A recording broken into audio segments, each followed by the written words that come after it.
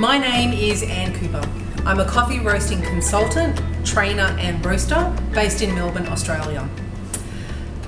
Now this is the second in a series of 5 videos. Now in case you missed the first video, that was just an introduction of myself and a little bit about my career so far. And also an introduction to the topic for these videos, and that would be beyond the cooling tray. Now this is something I like to talk about in terms of what are we focusing on other than the actual physical roasting process itself. How do we know we're setting ourselves up for success? How do we know we're doing okay? Are we on the right track?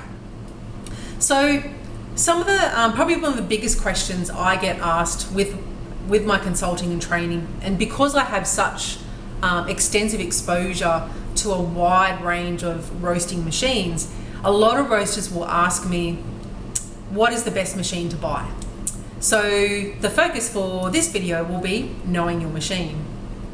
Now, when I answer that question, I used to be quite hesitant with roasters and sometimes not sure. But now, after doing some research, definitely in the last 3 years, I will very, very confidently answer to a roaster, buy the machine you want to buy. So set yourself up with a machine that will suit your own specific situation. So definitely, kind of like buying a car, we definitely consider things like price point. So can you afford it? And there's nothing wrong with putting yourself into a particular price point. Do you like the design? Do you like the look of it? Do you like the build quality? Do you like the materials? And then probably most importantly, something that I really focus on as well is, do I like the controls? Do I like the way that the roaster drives? And I know that is definitely something that I will gravitate towards a particular roasting machine because I like the way that it drives. And if it allows me to focus on my roasting nice and clearly, then I will clearly enjoy using that roaster and would very confidently recommend that roaster as well. Now, another thing that we need to talk about in terms of choosing a machine is a lot of roasters do hear what I call the community myth, in that they often have this thought process that if they buy a certain brand of machine, it will give them a specific flavor. Now, this is something that myself and Rob Hoos have had the opportunity to try and disprove. So in the last 3 years, we developed a research project called Can You Taste the Roasting System, where we essentially got the same coffee with the exact same profile and we roasted it on 3 different systems. We then set about to do a whole heap of triangulations and tastings with a whole range of industry professionals, and have basically been really breaking down that community myth that if you buy a certain machine, you will get a specific flavor, when in actual fact, it's the profile that influences flavor, not the machine. Now, if you want to read a little bit more about the research and see all of the data and information for that, it was released in Roast Magazine this time last year. And you can also find a copy of the article on my website, so eqmr.com.au, and then just click on the articles page and it's the first article on the page there. So you can definitely read about and see all of the really awesome information that we've gathered with that research. We also developed it into a workshop for SEA. So since the last 3 years, we've also been teaching it at Expo. So you can definitely sign up to do the class and really get involved in the whole experiment and research, and really get a better understanding on how, again, it's the profile that influences flavor, not the machine. So getting back to knowing our machine, I guess with all of the many different designs of roasting machines out there, there's just a few key things that are really good to focus on, and just some tips and tricks and things that I like to really have a look at on a roaster before I step up to it and start roasting on it. So things I will always want to get to know is the type of drum that it has. So depending on whether it has a single wall or a double wall drum, and whether it's a solid or a perforated drum, that will also be tied into the type of burner. So the type of burner will be in there to suit the type of drum. Now, it's also important to remember another myth that does pop up is that there's cast iron drums in roasters. Now, that needs to be squashed ASAP. There is no such thing as a cast iron drum. It is not possible. It is way too heavy and it retains the heat way too much. Your drums on your roasting machines will always be a form of mild steel. And then again, depending on the type of burner, so whether it's an atmospheric burner, a pillow radiant style kind of burner, a power burner, or if it's hot air convection, and you have a separate furnace blowing the heat through the system, that will definitely then influence the type of drum that is in that particular brand of machine. Another thing to think about with your drums, and another thing we get a bit tricked up on, is drum speed.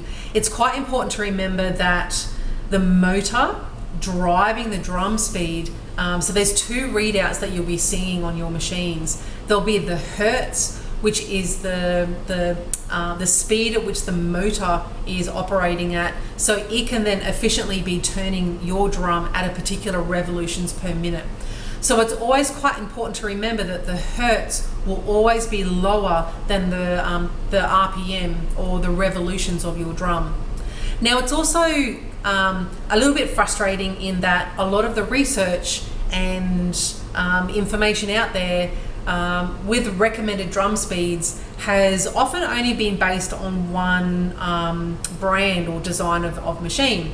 Now, it's important to remember, I will always reinforce to roasters, please trust the manufacturer. They know their machines, especially when it comes to drum speed, because they've designed their drum in a particular way, and that design will be tied to how wide it is and how long it is. So, for example, we do see a lot of research being based on Probat, for example.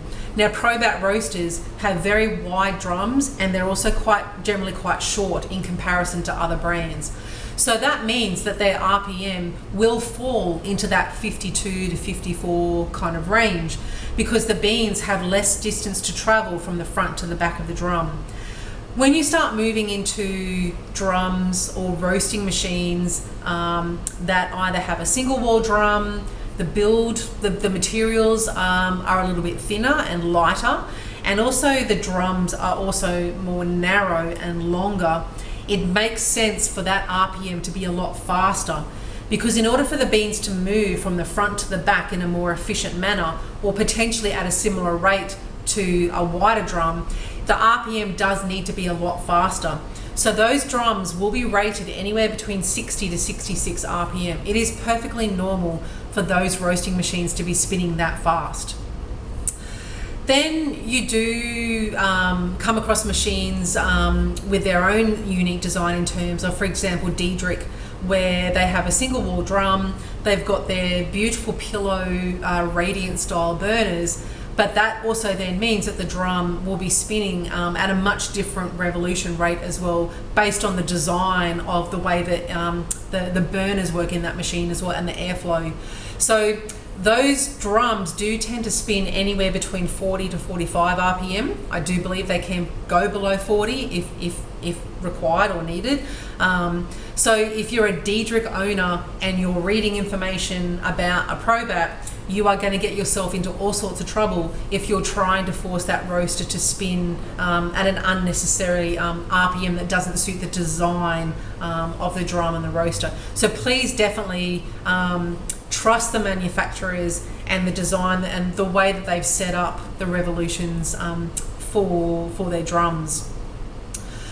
One thing that is kind of cool with drums and drum speed in particular, if you do have the opportunity to put a variable speed drive onto your roaster, you can get yourself out of a pretty tricky situation. If you're lagging in energy and you have an option to increase the drum speed, you can increase the heat transfer in your roasting. So drum speed is very much tied to heat transfer, but again, we also need to consider the thickness, the type of drum, materials, burners, the whole checklist from there. So then, while we're talking about burners, of course, then we briefly mentioned the different burner types. So those different burners are very much influenced by the type of fuel. So whether you're using LPG or natural gas, look, they each have their own pros and cons in terms of the power that they can deliver to the roasting machine. But definitely, if you don't have enough power in your gas coming into the roaster, then you will most definitely struggle trying to achieve a particular profile if you have something in mind. So before you start blaming the poor old machine, definitely, assess again the roasting profile that you want to achieve, and does your machine have the right amount of power to be able to deliver that roasting profile for you. So then, of course, that brings up the kind of controls. So many different machines have different styles of control panels. So now, when we all first started roasting, a lot of us were working with very simple controls in terms of we just had high and low. That was it. There was no ability to modulate and take the burners and the heat through various different stages throughout the roast. Now, with a lot of the control panels becoming a lot more electronic, there's more ability to modulate. So you'll have a control panel where you're using a stylus or a pen, and you're just basically tapping in your burner percentages as required. Some roasting machines still do have a dial where you're then using a gauge to then move the dial to a specific number throughout the roast for your burners. And then there are some control panels where you're still having to tap, not necessarily with a stylus, but you might be just hitting an arrow to achieve a particular burner percentage along the way. So definitely, as I mentioned earlier, I'm very much influenced by the control, the way the machines control and drive. And if I enjoy driving that roaster, I would naturally gravitate towards liking using that roasting machine. And then finally, the biggest thing that we've all had the chance to realise a lot better, I would say more specifically, definitely in the last 5 years in particular, is probes. So if anything, when you're thinking about buying a machine, the two key questions, along with do you like the brand, does it fit your price point, do you like the design, you should also be focusing very hard on the kind of probes that it has, because with those specific probes comes a specific set of numbers and data to focus and work with as well. So it's important to remember. So here I have installed a separate probe as opposed to the default probe here. I wanted to do that so I could do smaller batch sizes, and I felt just having a probe positioned a bit lower in the drum would allow me just to be able to do those smaller batches. There is a significant temperature difference between having it lower in the door and having it higher in the drum. There can be, in excess of 20 to 30 degrees Celsius generally in the beginning of the roast. It's really quite spread. But the positioning of your probe is very much determined about the direction of the way your drum is spinning. So if your drum is spinning in an anti-clockwise direction, always make sure your probe is in where the beans are bunching up in the drum. So off to the right side for anti-clockwise, and then clockwise will be to the left-hand side. So positioning your probe in the correct part of the drum is imperative to capturing good data for yourself. And then also making sure that we better understand the thickness, because the thickness of the probe will definitely influence the kind of numbers that we're dealing with. Now, that is most definitely the most frustrating part of roasting, is when I'm doing a training session, I'm always very clear and upfront, and I have to say, I cannot give you the magic answers, because your machine has a specific probe relevant to your system, and in terms of the thickness and the type of probe, it will also bring along with it a certain set of numbers and data. So the thinner the probe, the higher and the faster the numbers will be. The thicker the probe, the lower and the slower the readouts will be. But this is just a bit of a snippet, just some things I've come across in my consulting and training. But for our next video, we'll be focusing on knowing our green, because again, that's very much going to be tied to setting ourselves up for success for our roasting. And hopefully it's some great information that you guys can use in your roasteries as well. Thanks for listening, and look forward to seeing you for the next video.